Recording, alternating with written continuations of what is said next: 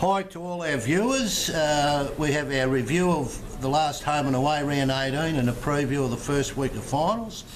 On my left I have Keith Anderson of the Warragul Druin Gazette, and on my right we have a special guest in Mark Collison, the assistant coach and one game coach of Warragul, and I think you've got a 100% record as a coach, haven't you? Got looked after and got against Moe. Rowie had to go up to Bairnsdale in the night match, so yeah, I took the easy one as it was that bit. All right, we'll just do a quick review of round 18. First one, Bairnsdale Moe. They had a 10-7 to 6-7 victory. Bairnsdale, sorry, yes, yeah. They certainly did. Yeah, well, it was, you can imagine Moe were really trying to work hard to get a win to hand that wooden spoon on to somebody else, namely Druin, but didn't quite get there. Put up a pretty good show. I was quite interested that Carl Mutke came into the side after a year with Hill End and on permit for the last game, kicked 4 of the 6 goals, I think, and maybe he's one of those that Moe will be looking to grab back next year. For Bairnsdale, not bad. They finished 6th. They've had a 50-50 record, 9 wins, 9 losses, and the first year under Sean Mooney, and I think if they can build on, my understanding is that they've signed their key players for next year again, so yeah, hopefully they can take a step or two further up the ladder. And the next one we have Maffra Warragul, and maybe Mark, you could probably make some comments on the Maffra Warragul as you were part of it. Yeah, mate, yeah, she was pretty heavy down there at Warragul, so it probably suited us a little bit more with Maffra's foot skills, but we got away. I think we were up by about 30 points midway through the first quarter and we got a good jump.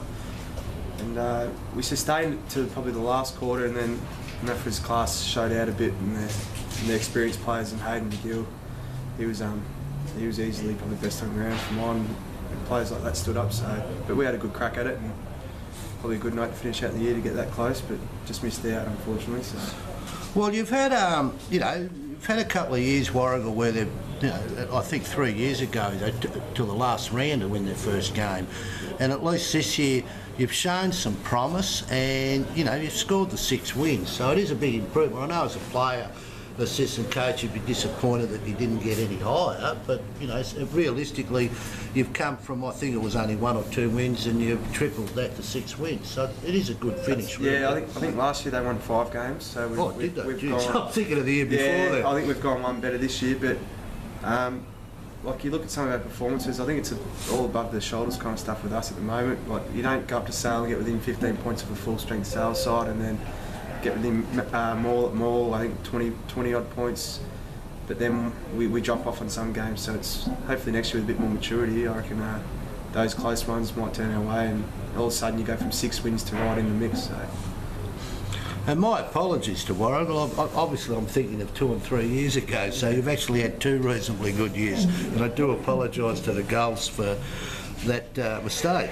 Then we go to Wonthaggi Druin, and Keith, you were at that game, and at the end of the day there was obviously a lot of people interested in the scores at Moe, and then people were worried about percentages, and I saw you get the pen out to do the calculations. Yeah. That wooden spoon was an award that no one at Druin wanted to win. Yeah, well, that's the Druin thing, but I was actually thinking more about Warragul and what was happening there and the implications. Like, had they hung on, and we're watching getting the quarter by quarter scores, and for Maffra it looked as if they're going to be down to a knockout final this weekend, but they hung in there, and I think Traralgon people would have probably been taking as much interest in what was happening at Warragul as what was happening at Traralgon as well, so it was that was good. But Wonthaggi and Druin was pretty well one-way traffic, which wasn't unexpected.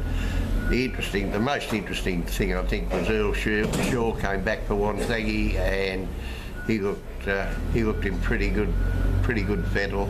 I know he didn't have much opposition in the ruck, but he ran around well, and he'll be a big boost to him. Aaron Ware, he's really playing well, isn't he? Yeah, Cook's back now. He'll be a bit of a handful in the final. Cook, the finals. He's a strong lead. He contests very well on the ground. And takes a strong mark. Yeah, he does everything except kick straight from a set shot. But he kicked a few bloody freakish ones on Saturday. But yeah, good win to Wonthaggi. Probably just what they needed going into the finals.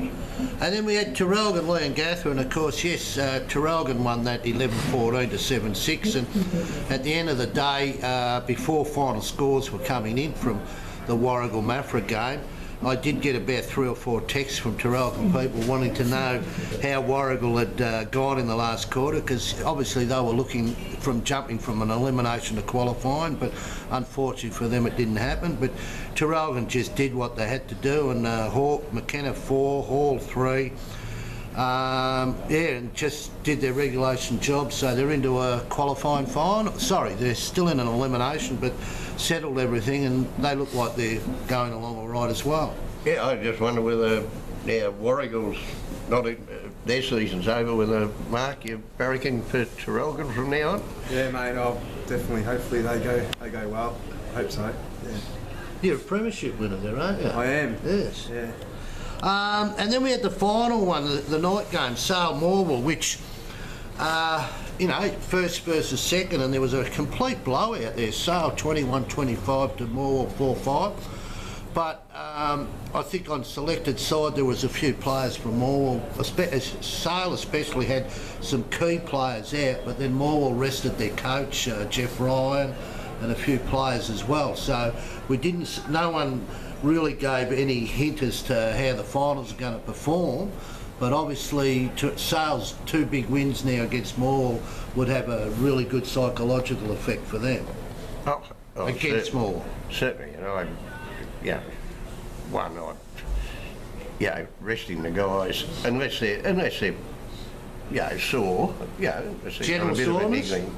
General soreness? Yeah, unless they got a niggling injury or something. I think it was really important for Morwell to take the game up to Sale, and it's just been a disaster for them. And even if they have a couple come back, and given that Sale's got some real quality to come back, I don't know how they can bridge that gap over the next month.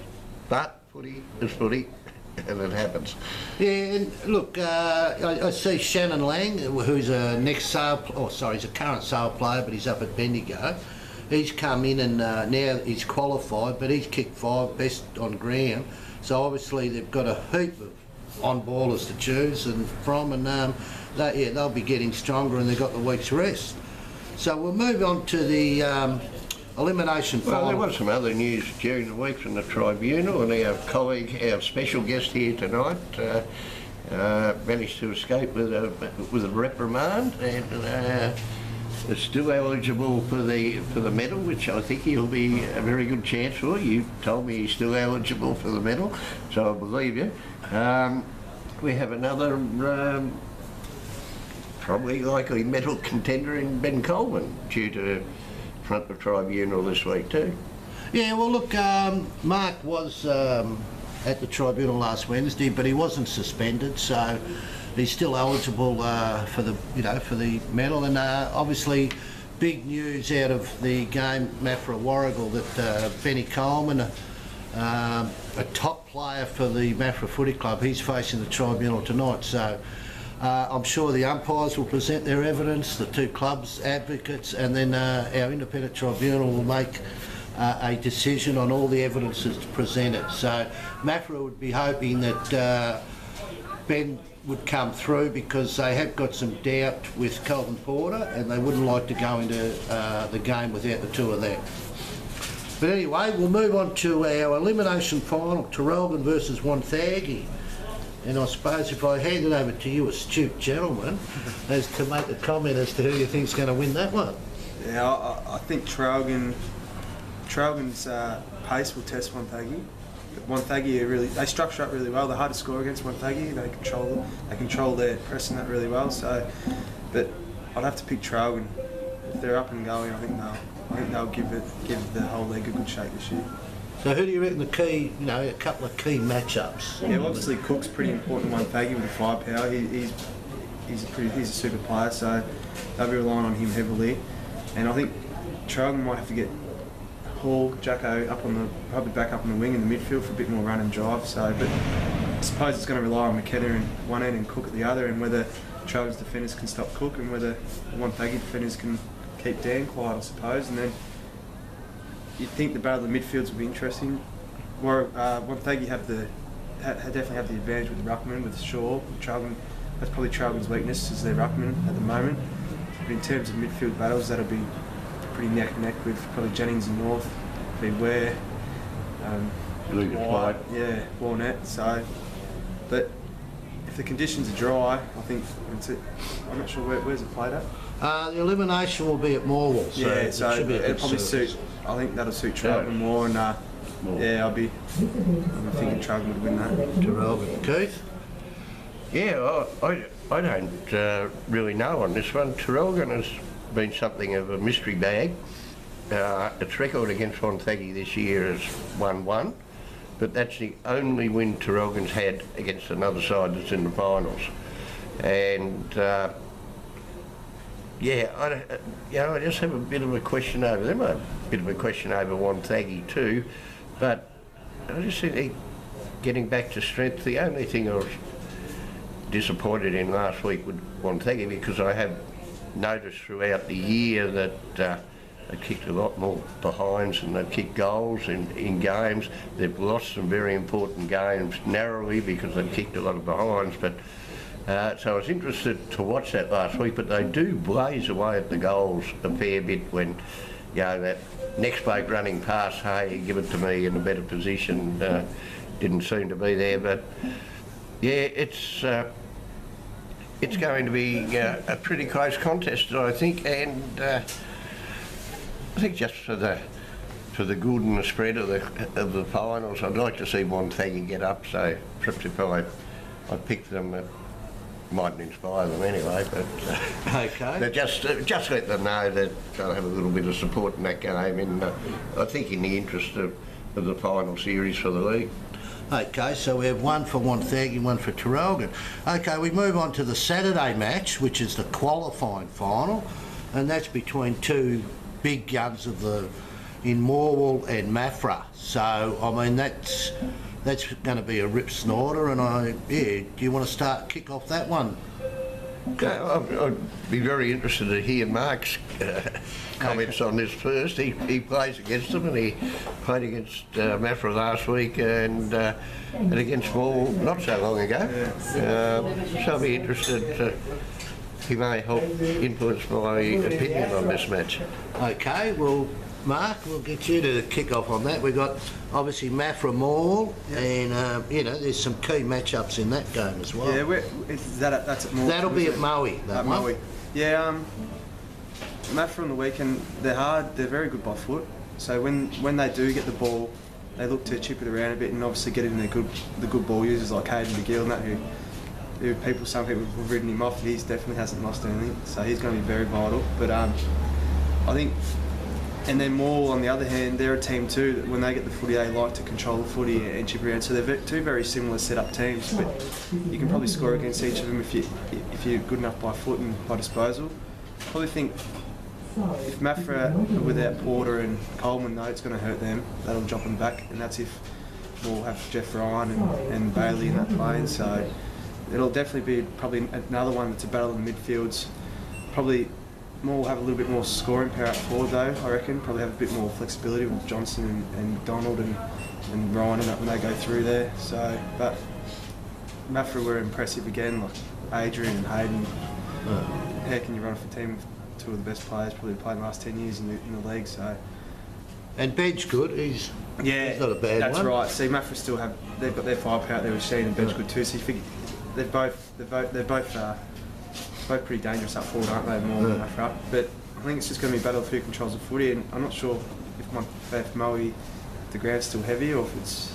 It was a bit of a mess. But it was a little bit heavy on the weekend. They said in spots, but I mean we've had some really good weather. It's only Tuesday, but we've forecast a good week and a good weekend. So hopefully everything's perfect. That could help out the more bigger body midfielders in Bailey and Ryan. If they get control around their midfield and they get their hands on it, then they're very hard to get the footy off. But Maffra also have a bit of pace too around there, so it'll be pretty evenly matched. But I'll probably go probably go with Mafra at the moment.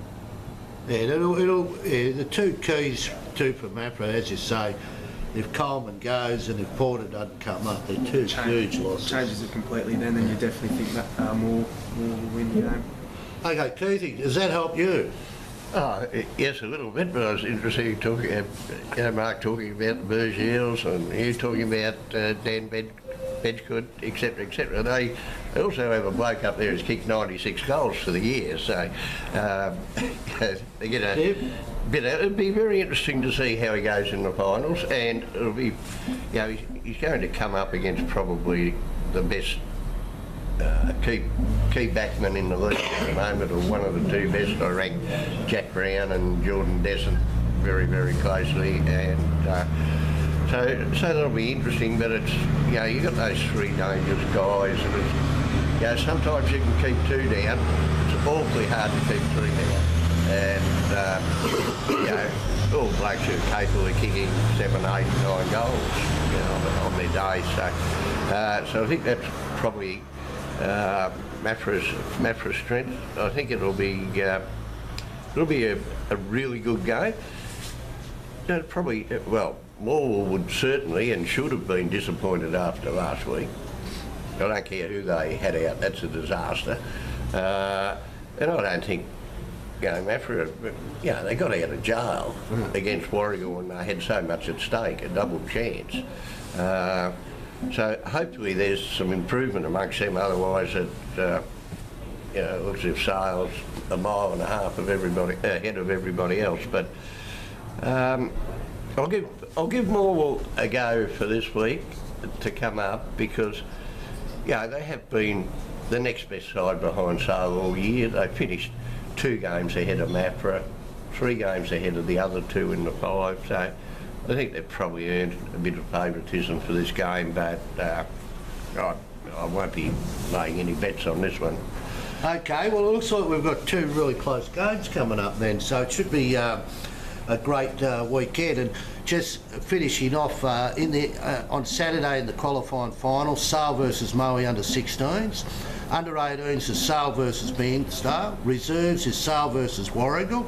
And obviously the seniors Morwell Mafra. In the elimination final on Sunday we have Warragul versus Mafra in the 16s, Druin versus Wonthaggi in the under 18s, the reserves Terrelgan Morwell, and obviously the seniors Terrelgan Wonthaggi, which actually means there's 9 clubs represented for the weekend, which is great for our league. And the 10th club that doesn't have a final, they've got 2 or 3 netball teams in, so all 10 clubs will be represented over this weekend. So I encourage everyone to get along to see top football and netball in Gippsland at Moe and Morwell over the weekend. And thank you very much, Colo, for being a guest. Cheers, boys. And getting some incisive views of what's going on.